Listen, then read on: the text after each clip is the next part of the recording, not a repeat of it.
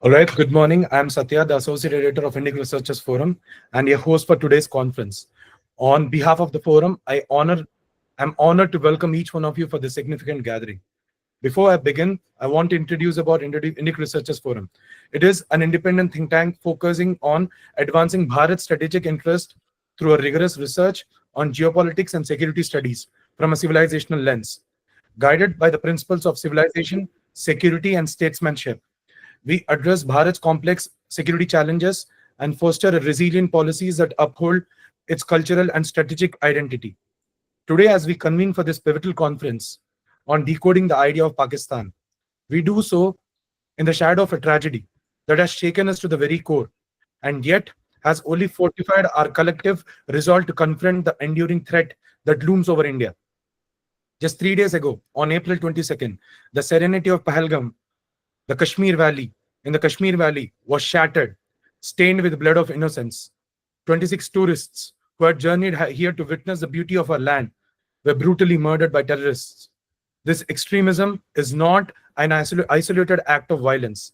It is an inevitable consequence of an ideology born out of insecurity, nurtured on division, and institutionalized through state policy. What we witnessed in Pahalgam is not a separate from our purpose today. It is a living, bleeding manifestation of the very idea we have gathered to decode, the idea of Pakistan. The decline of Mughal Empire and the subsequent loss of political power to the Marathas, the Sikhs, and the European colonists sowed the seed of a profound insecurity within the Muslim ruling elites. In the aftermath, the Islamic revivalist movements and the ideologues of two-nation theory, most notably Sir Syed Ahmed Khan, began crafting a narrative. The Hindus and Muslims constitute two distinct nations, inherently incapable of coexisting with each other. The fear that the political and cultural interest of would be subjugated in a Hindu majority India became the bedrock of separatist ideology, the ideological foundation upon which the Pakistan was conceived. Under the banner of Muslim League, proponents of this belief demanded a separate homeland for Indian Muslims. The British colonial state exploited this Hindu-Muslim rift to serve its own strategic ends. The mandate secured by the Muslim League in the 1946 provincial elections, followed by Jinnah's ominous call for Direct Action Day, marked the final push, the result, the traumatic partition of 1947, and the violent birth of Pakistan. Since its very inception, the state of Pakistan has sought to use religion as a sole adhesive to bind together its ethnically and culturally diverse population. The experiment has failed, and failed spectacularly. From the violent secession of East Pakistan in 1971 to simmering armed insurgency in Balochistan to the rise of Pashtun Tahaffuz movement demanding civil right and dignity, Pakistan has consistently failed to reconcile its internal contradictions. Rather than address these festering wounds, the state has doubled down on the legacy of Islamic imperialism, persecuting religious minorities, silencing dissent, and replicating the British colonial model through discriminatory policies, especially in its treatment of provinces seeking parity with Punjab. Today, the consequences of this pathological statecraft have come home to roosts. Pakistan finds itself in an unprecedented state of crisis, grappling simultaneously with political chaos, economic collapse, rampant terrorism, and water crisis. This is not merely an instability. It is a systematic unraveling, a nation at war with its own foundation. Over the decades, the Pakistan army, leveraging religion and backed by semi-feudal civil elite, has systematically usurped the core functions of governance, transforming the nation into a garrison state.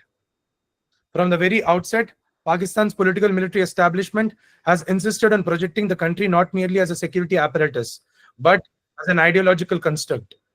And its ideological prism that continues to distort its perception and policy, particularly in its obsessive fixation on Kashmir. The implications of these are not abstract, they are profound. Pakistan must not be understood as a state merely, defined by territory and institutions. It must be understood as an ideology, one that transcends its border and continues to cast a disruptive shadow across the Indian subcontinent. Even as the state structure falters, The idea of Pakistan remains virulent, pervasive in influence, relentless in ambition. Therefore, a deeper, a sharper, and sentimental understanding of Pakistan's ideological evolution and its implication for India's civilizational security is not necessary. It demands an immediate attention.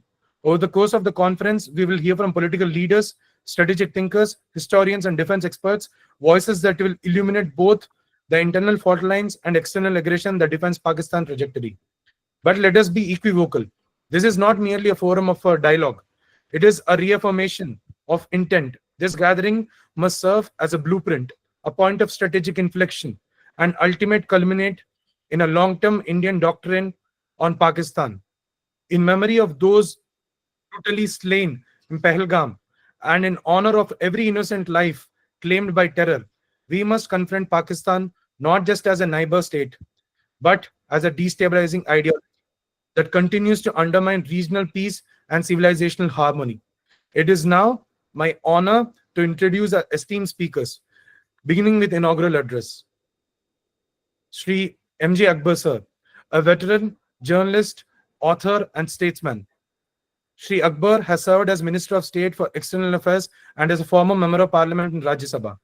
He was inducted into the Union Council of Ministers by Prime Minister Narendra Modi, bringing with him decades of experience in diplomacy, politics, and strategic affairs.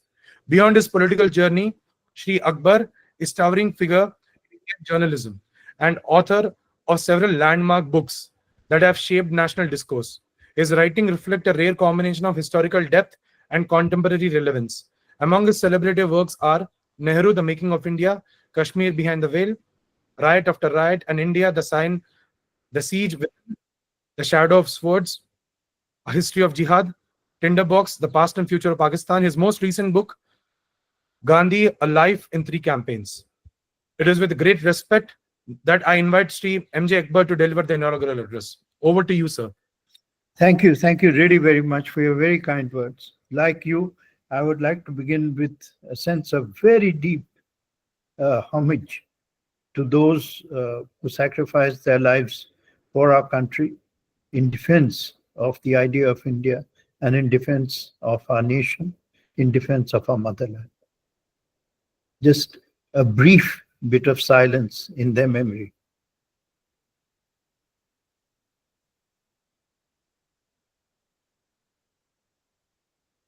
Thank you. And I'm very happy that you have actually, this conference could not have come at a more appropriate time, although I will point out that the barbarism of Pakistan has provided us with an opportunity to examine the ideas that you have articulated so well in your introduction. I may only differ with you on 2 points, which I think are important. One, please never ever call the elections held under British rule a mandate. They were not a mandate. They were restricted only to 9% of the population. They never asked the people what they thought. They asked the elites who were feeding off colonialism what they thought.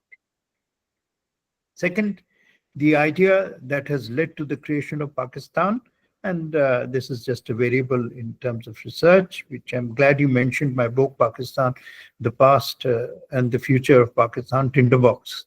One of the words missing in that title is the absence of present. Pakistan does not have a present. It has a past and it doesn't have a future. The idea of what I called, you must understand first, Pakistan is not a state. Pakistan is a state of mind. It is a state of mind born out of fear, out of illusion, but a very volatile combination of a superiority complex with an inferiority complex. In that sense, it is quite a unique experiment in the history of nation formation. You were right in tracing the idea of supremacism to a source of empire. But here I might put in a variation. Pakistan was born out of a theory of distance that was first articulated in the 18th century. Sir Sayyid comes very late, articulated in the 18th century by a cleric called Shah Waliullah. Shah Waliullah's madrasa, which became very famous and has, with some, has in the spirit of its time, contributed a great deal to thinking of its time. It was the last madrasa funded by Aurangzeb. It started in 1690, I think. And Shah Waliullah created, when he was shocked, not in the first years, when he was shocked by the collapse of the Mughal Empire. Now the Mughal Empire collapsed. In fact, if I may take the opportunity, this is the theme of my next book, which is going to appear in August, After Me Chaos, Astrology in the Mughal Empire, an interesting title, which will draw you into the cultural ambience of what the Mughals used to be and what Aurangzeb did to them. That it was the collapse not only of an empire, it was the collapse of the most sustained experiment in Islamism and in theocracy in Indian history, which was the 5 decades of Aurangzeb's rule. That was what genuinely collapsed. The Mughal Empire was created really not by Babur or even indeed by Humayun. It was created by Akbar. And it was created basically as an alliance state. It was in many senses an alliance between the Mughals and the Rajputs, which sustained the state against the ruling elites of the Afghans and their allies. In fact, in the Battle of Kanwa, Rana Sangha, in Rana Sangha's forces, a very major portion of his forces were composed of Afghan Lothis and, in fact, of Mewat. So, this state that was created, this state was wrenched from its moorings by the Islamism of Aurangzeb. And it was evident, the collapse of Aurangzeb's state after chaos is evidence that theocracy doesn't work in our country. Any theocratic state is bound to crumble and collapse. It is only a syncretic state, a multicultural state, a state which believes in civilizational values, not in faith supremacy. That is the kind of state that will honor the spirit of Indian values. The latest proponent of the doctrine of difference, from Shah Waliullah's doctrine of distance, because he thought that Islamism could be preserved by maintaining a distance from Hindus. From this idea of distance emerged the separate electorates through a variety of historical experiences, the most important of which was the census of 1870, the British census of 1870, in which the British suddenly discovered that in Bengal Muslims were in a majority. And then from there the ideas traveled, because of the experience of 1857, into the separate electorates, and from separate electorates emerged Pakistan. But this doctrine of difference has the latest articulation of it, very interestingly, a few days before this last round of barbarism, was by General Asim Munir on 16th April, I think, when he made a speech, which was not just another speech. Army generals don't make one speech in 3 years for nothing. They have to do it with a certain purpose in mind. And this speech was essentially, we are two nations. We are not one nation. It was a repetition of the two-nation theory. In fact, General Munir must have learned a great deal as the son of an imam, but I think they forgot to teach him mathematics. They forgot to teach him arithmetic, because the two-nation theory became a three-nation fact in 1971, when I think he was about 3 or 4 years old. So if he had learned to count, he had realized that the two-nation theory was destroyed, not by Hindus, it was destroyed by fellow Muslims. The reason is very simple. The reason is because Islam and nationalism are not synonymous. Islam lives in a mosque. Islam does not live in a nation. This theory that Islam could be the basis of nationalism was imposed upon India into to create a client state by the powers that had been defeated by the Indian independence movement. And they used these pre-modern ideas in order to create a theocratic state. And this theocratic, if you look at Islamic doctrine, to believe that the slogan that was the basis of Pakistan was that Islam is in danger. Now, by any standards of Islamic doctrine, the slogan is shirk. It is apostasy. Because if Islam is the true faith for those who believe in Islam, it can never be in danger. Only a false faith can be in danger. Now, Muslims can be in danger, but Islam cannot be in danger, just as Hindus can be in danger, just as Hindus were in danger. But if Muslims are in danger, or Hindus are in danger, or human beings are in danger, there are political solutions. When you theorize that Islam itself is in danger, then your motivations and your conspiracy has other purposes. Take a very simple fact, my friends. If Islam was sufficient as a basis of nationalism, why would there be 22 Arab countries? If Islam was sufficient as a basis for nationalism, why would Bangladesh have rebelled? Why would Bangladesh have had its own independence war? If Islam was sufficient as a basis of nationalism, why would Pakistan and Taliban Afghanistan be separate nations?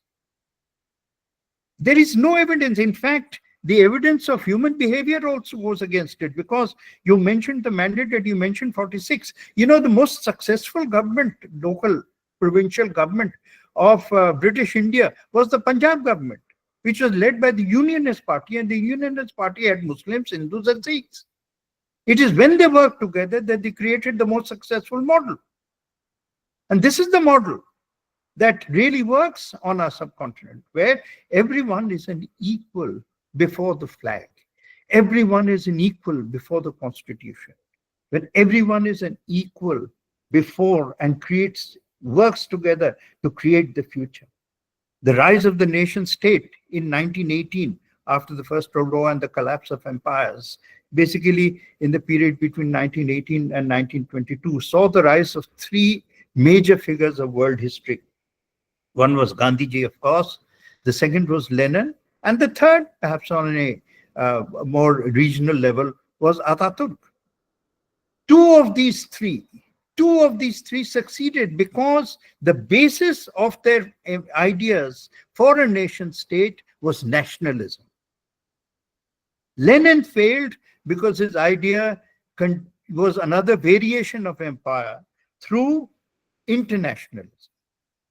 But at the same time, in this period of 1918-1922, the colonial powers actually discovered and created, when they saw that they could not stop the nation state, they created the concept of balkanization. And this balkanization, it's a word which is used in the Balkans, but that balkanization's most successful implementation was on the Indian subcontinent, was, in order to destroy our future. Pakistan is essentially a pre-modern country created of colonial balkanization. It was created for permanent war, and it has served its purpose very effectively. It has actually launched. Think about it. Here is August 1947. History has given you, instead of one country, two countries. The first problems of nation building have started. What is Pakistan's first priority? It is not to build Pakistan, but to go to war with India within 10 weeks. And Kashmir at that time had joined neither India nor Pakistan. So the future of Kashmir was still going to be in the sphere of discussions. For no reason at all, but war was inbuilt into its DNA. Today, after having learned through 3 wars that there is no end to a war except defeat, they have now created the theory of bleeding India through 1,000 cuts, in which terrorism is the principal weapon of war. And this is something that, remember one thing, in world history, the war that Pakistan began in October 47 has become the longest continuous war in world history. And continuous, I mean, it has never stopped. That is what has failed. And the bad news is that it will not stop until Pakistan crumbles. Crumbles not because of us, but crumbles under the weight of its own incoherence. Right? We may not quite realize it, but at this moment, if you look at elsewhere in the world, we are watching NATO crumbling because the mechanisms of World War II are actually now beginning to fail after 7 decades. 40 years ago, or in the 1980s, we watched the Warsaw Pact, which again was a mechanism created for stability after World War II. We watched the Warsaw Pact collapse. That has led to the disintegration of the Soviet Union. In fact, of the 3 figures I mentioned, Lenin had Lenin had the shortest life. Because communism doesn't work. It doesn't build to the 5 principles of modernity. Before we proceed, it is always important to remember that while the British Empire was thoroughly and permanently immoral, it was never illegal. Conquest was a right. This end of the legality of conquest was very central to the creation of a modern nation state. But before we continue using modern in the context of a nation state, it is extremely important to define modernity. Modernity is not dress. Modernity is not simply language. Every language is equal. It's only an accident of history that we are speaking in English at this moment. I don't mind speaking English, but that doesn't matter. That's secondary to the fact that this is only another accident of history. The modernity is 5 principles. Number 1, you cannot be a modern country without being a nation state. Therefore, dynasty cannot, if you believe in dynasty, you cannot be modern. Because absolutely collateral with modernity is democracy. You cannot be a modern nation state without having democracy. Third, freedom of faith, not imposition of faith, not supremacy of faith, but freedom of faith. Freedom of faith, which means the freedom not to believe in faith. If you want to be an atheist, you're most welcome. That is your choice. But the freedom to believe or not believe is left to the individual. The state has no role to play it. By these standards, and here this may startle a few of you, I hope not, but I'll say it. Pakistan doesn't come into the equation, but China may be a successful state, but it is not a modern state. Because nobody on the mainland of China has actually voted in a free election since Adam and Eve. And the evolution of China will face this hurdle. We, who are a bit on the wrong side of age, have watched Tiananmen Square. That will not be forgotten. Some generation will come and demand democracy. The first 3 principles I have enunciated. The 4th is gender equality. And I don't mean this in any way in terms of hierarchy, that the 4th is less important than the 1st or something. All are equal.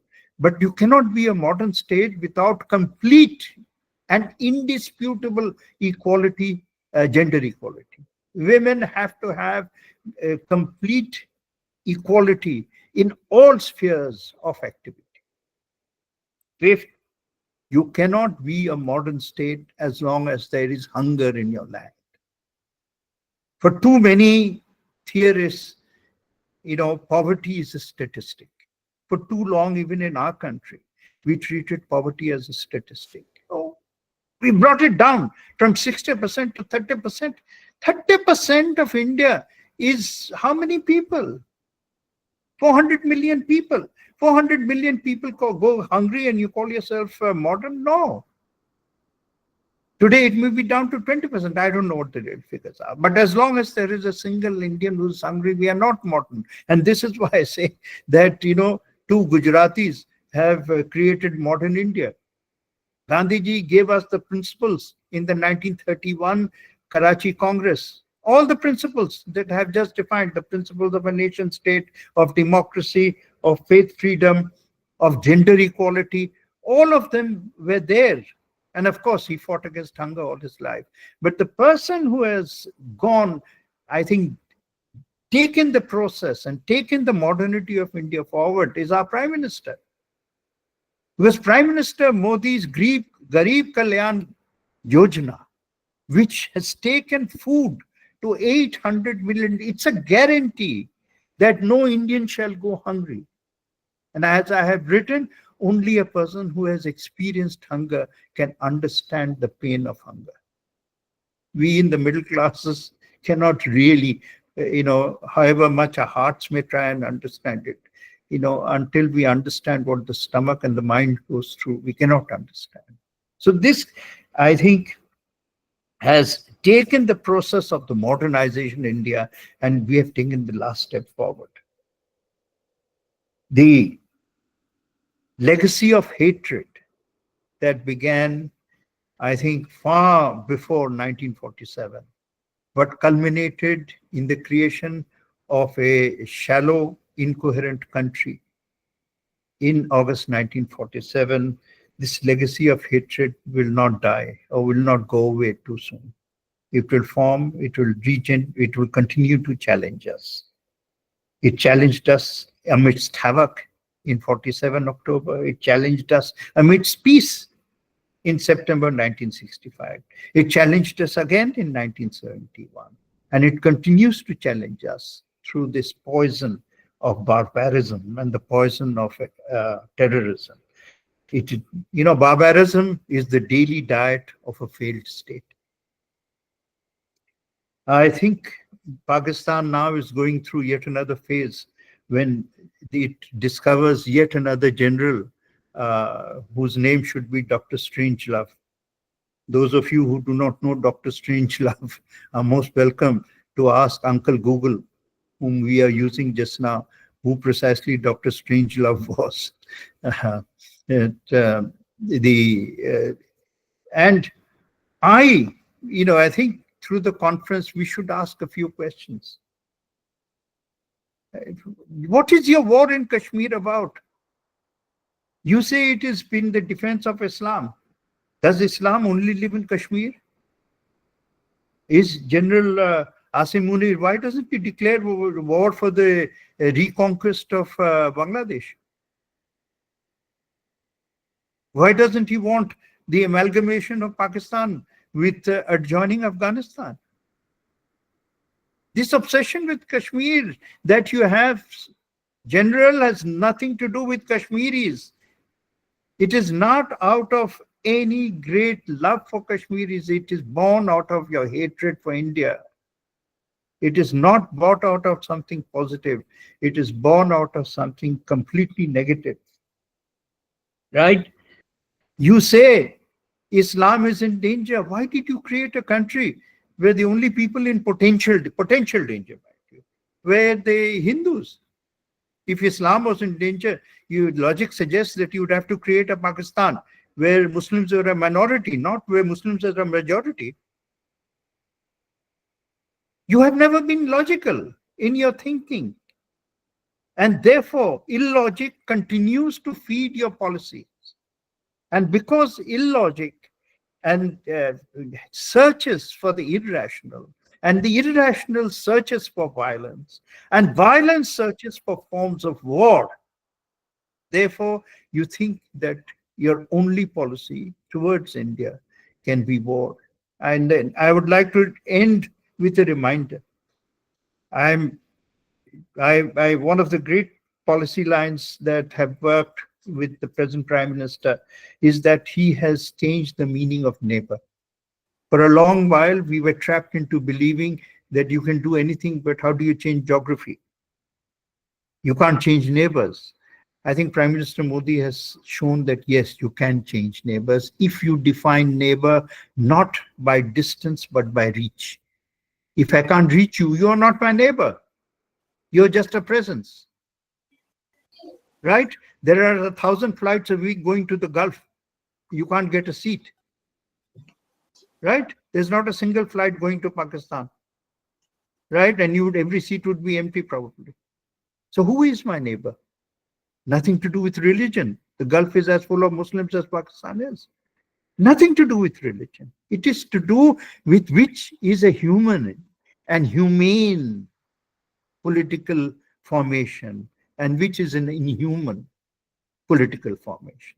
That is the challenge. And I hope this conference goes some way in our continuous search for answers. One of the, to find the right answer, we sometimes have to ask the right questions. And one of the questions which I hope you'll address, because for me, General Munir's speech was actually a clarion call for a coup. As the civilians fail again, I think the army there is beginning to create the conditions for intervention and to take over. Perhaps an illegitimate state can only be run by an illegitimate government. Thank you very much for this opportunity. Thank you, Shri M.J. Akbar, for your thought-provoking address. As we conclude this inaugural session, I extend my sincere and heartfelt gratitude to you for gracing up this conference with your presence and for delivering an address marked by intellectual depth, historical clarity, and strategic insight. Your vast experience has enriched this platform. The precision in which you unpack the ideological undercurrents and the regional complexities surrounding around the idea of Pakistan has set a higher benchmark for the discussions ahead. We are truly privileged to have you and your perspectives that not only inform but challenge us to think more critically, more historically, and more strategically. To our esteemed audience, thank you for your presence and engagement. With that, let us now proceed to our next session, which is also crucial. Please join us for the first session. Thank you very, very much. Thank you. Sir. I'm sorry, but I have to go to another Sure, speaking engagement.